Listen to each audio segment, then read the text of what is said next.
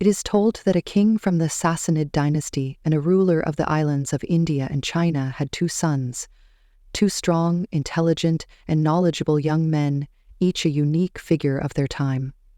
The king spared no effort in their upbringing, education, and training, raising them so well that they became renowned among both the common people and the elite, famous across the land, known by friend and stranger alike. The elder son's name was Shah Zaman, and the younger was Shahryar. Shahryar was celebrated for his bravery, courage, generosity, and justice, while Shah Zaman was known for his wisdom, political acumen, and governance. During his lifetime, the king of the islands of India and China appointed the elder son, Shah Zaman, as the ruler of Samarkand, while keeping the younger son, Shahryar, by his side. After their father's death, Shah Zaman remained the sovereign of Samarkand, and Shahryar ascended the throne of the islands of India and China. For 20 years after their father's passing, both brothers ruled their respective lands with apparent strength and authority. However, this authority was only a facade, for neither of them could truly manage their own household or court properly. One day, Shah Zaman, the elder brother, longed to see his younger brother, so from his seat of power in Samarkand, he decided to travel to the islands of India and China. He summoned his grand vizier and said, "I have resolved to visit my brother Shahryar. First, I entrust the governance of the kingdom and the regency to you during my absence. Second, prepare a grand and royal journey for me, for I intend to set out in 2 days." The grand vizier obeyed the command, and once all preparations were made, Shah Zaman, accompanied by a select group of nobles and elite members of his court, embarked on his journey to the islands of India and China. On the first day of their journey, they traveled far until night fell, and darkness enveloped everything. The caravan set up a grand tent, an encampment, to rest for the night, planning to continue their journey the next morning. Shah Zaman had not yet settled in his tent when he suddenly remembered that he had forgotten to bring a precious jewel, a gift he had prepared for his brother Shahryar. Not wanting to be known among his companions and attendants as forgetful, he waited until everyone had fallen asleep. Then he called upon 2 of his closest men and instructed them, "Without speaking to anyone, come with me. We must return swiftly to the palace and be back before sunrise." It was past midnight when Shah Zaman and his 2 attendants arrived at the palace. He left them outside the building and entered his private chambers. However, upon stepping inside, on the very first night of his journey, he witnessed a sight that shattered his soul: his unfaithful wife in the embrace of a foreign man, a stranger. Overcome with rage, he lost all self-control, drew his sword from its sheath, and, before either of the traitors could react, paralyzed with fear and unable to utter a word, he severed their heads from their bodies. Sorrowful and enraged, Shah Zaman sat for a moment, burying his head in his hands. Then, without uttering a single word, even to his 2 trusted companions waiting outside, he emerged from his chamber.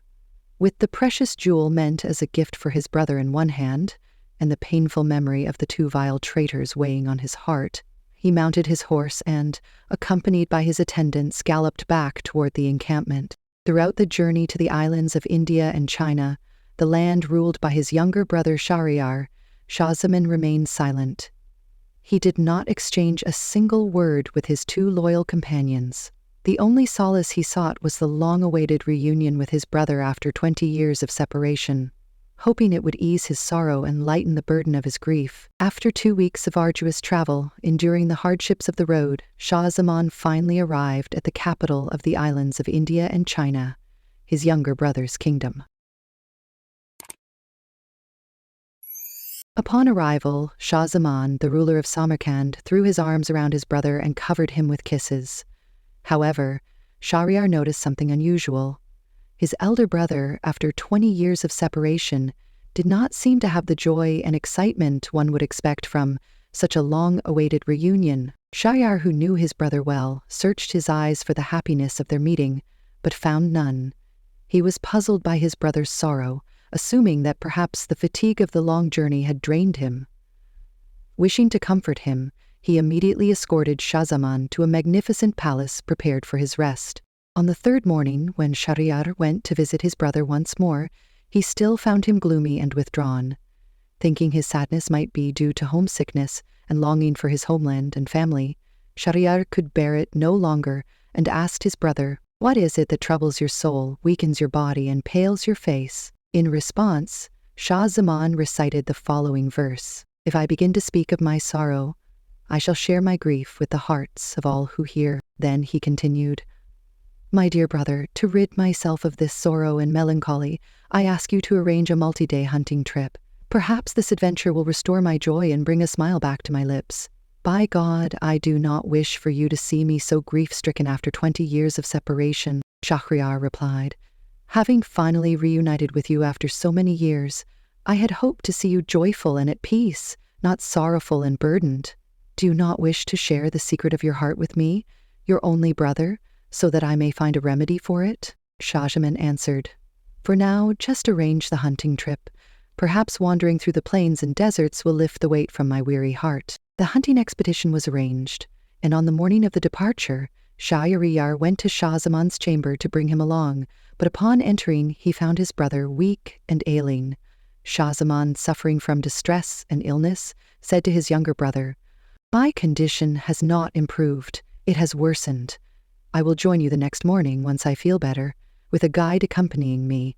In the meantime, do not mention anything about the people inside the palace or your family, and do not wake those who are still asleep. When morning comes, I will ask for whatever I need." Hearing his brother's request, Shahryar set out for the hunt, accompanied by his men, leaving Shah Zaman behind. At dawn, Shah Zaman, still feverish and weak, pushed aside the curtain of his room and gazed upon the garden that lay between the inner palace of the King of the Islands of India and China and the guest residence where he was staying. But what he saw in that moment shattered his soul completely, for he witnessed something far worse than what he had previously endured. Believing that both kings and their entourage had left for the hunt, the women of the inner palace, freed from any sense of shame, conscience, or fear of divine punishment, had gathered in the secluded courtyard, hidden behind high walls and out of the sight of others, for an open display of debauchery and revelry. Shah Zaman, who had once seen his own unfaithful wife betraying him in the secrecy of night, now witnessed his brother's entire harem engaging in shameless acts of vice in broad daylight. Had Shah Zaman only been mourning the betrayal of his own beloved, it would have been one thing, but seeing the women of his brother's harem so openly engage in treachery and disgrace, this was an unbearable burden. The weight of this revelation was so overwhelming that his illness worsened. His fever surged, and he became so frail that he could no longer rise from his bed. The sheer agony and despair caused him to faint, while the treacherous women of the palace remained completely unaware of his presence, continuing in their disgraceful acts. A full day passed, and when Shahryar did not see his brother at the hunting grounds, he became anxious.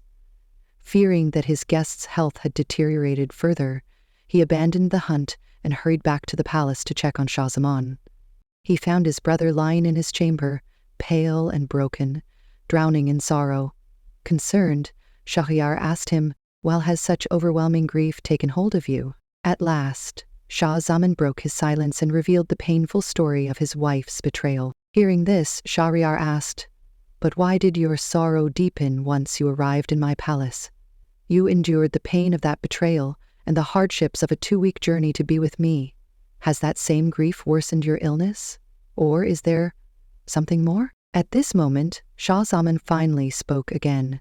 He described in detail what he had witnessed by the palace garden's pool, saying, If my sorrow was once caused by the treachery of a single woman in my inner chambers, that was at night and in secret.